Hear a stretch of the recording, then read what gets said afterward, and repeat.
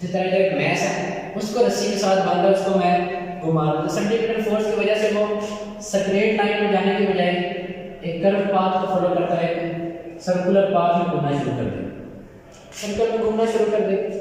और आपको पता है जब ऑब्जेक्ट सर्कुलर पाथ पे घूमता है तो उसकी डायरेक्शन ऑफ वेलोसिटी जो होती है वो लॉन्ग टेंजेंट होती है, वो लॉन्ग टेंजेंट वेलोसिटी की डायरेक्शन ये होगी। और फोर्स की डायरेक्शन क्या है?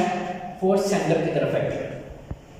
हमने पढ़ना है work done by centripetal force, और वर्क डन की इक्वेशन क्या है?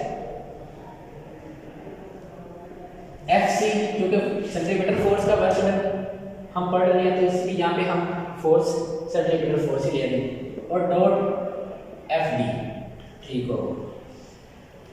अब आपको पता है dot product according to dot product FCD cos theta, अगर हम इसको खोलें, अब यहाँ पे ये जो थीटा है वो एंगल है between displacement and centripetal force, ठीक।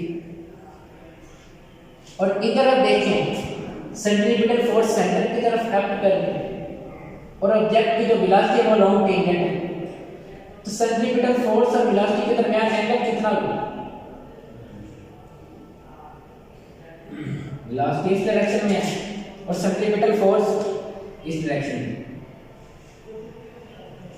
तो दरमियान एंगल कितना होगा? 90 डिग्री, ठीक हो गया। अब एक और बात, यहाँ पे एंगल 90 डिग्री है सेंट्रीपिटल फोर्स और वेलोसिटी के दरमियान। हमारे पास जो थीटा है वो तो एंगल है between centripetal force and displacement, तो अब उस तरफ जाते हैं। According to Newton second law, आपने पढ़ा अगर किसी ऑब्जेक्ट पे फोर्स लगाई जाए तो वो उसी डायरेक्शन में एक्सेलरेट करता है, ठीक हो गया। उसकी वेलोसिटी की डायरेक्शन भी इस तरफ होती है जब वो एक्सेलरेट कर रहा है, और जिस तरफ ऑब्जेक्ट एक्सेलरेट कर रहा है उसी तरफ वो डिस्प्लेसमेंट भी तो कवर कर रहा है। कुछ देर के बाद ऑब्जेक्ट यहाँ पे होगा, वेलोसिटी की डायरेक्शन ये, और उसकी डिस्प्लेसमेंट की डायरेक्शन भी यही होगी।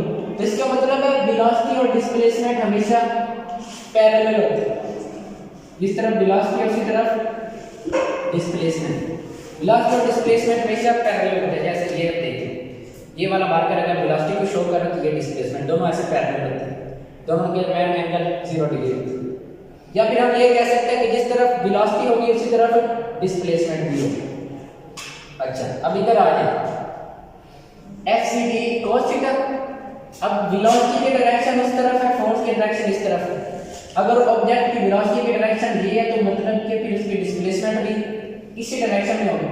तो फिर मैं यहाँ पे लिख सकता हूँ FC, वेलोसिटी पे अगर परपेंडिकुलर तो इसका मतलब ये डिस्प्लेसमेंट पे भी परपेंडिकुलर, तो क्या देखते हैं ना जिस तरफ वेलोसिटी है उसी तरफ डिस्प्लेसमेंट। तो फिर अगर ये सेंट्रीपिटल फोर्स वेलोसिटी के ऊपर परपेंडिकुलर है तो इसका मतलब है ये सेंट्रीपिटल फोर्स इस डिस्प्लेसमेंट के ऊपर भी परपेंडिकुलर है। तो फोर्स और डिस्प्लेसमेंट के दरमियान एंगल कितना हो गया? 90 डिग्री। और मैंने आपसे कहा था ये cos थीटा, ये जो एंगल होते हैं वो फोर्स और डिस्प्लेसमेंट के दरमियान होता है, हमने फाइंड करना है कि सेंट्रीपिटल फोर्स और डिस्प्लेसमेंट के दरमियान एंगल कितना है? 90 डिग्री, cos 90 डिग्री। अब आपको पता है cos 90 डिग्री पे क्या होता है? 0, तो 0 मल्टीप्लाई बाय FCD 0। इसीलिए कहा जाता है कि work done by centripetal force is always 0। क्यों 0? क्योंकि सेंट्रीपिटल फोर्स डिस्प्लेसमेंट के ऊपर परपेंडिकुलर होती है, और जो फोर्स डिस्प्लेसमेंट के ऊपर परपेंडिकुलर होती है उसका जो वर्क डन होता है वो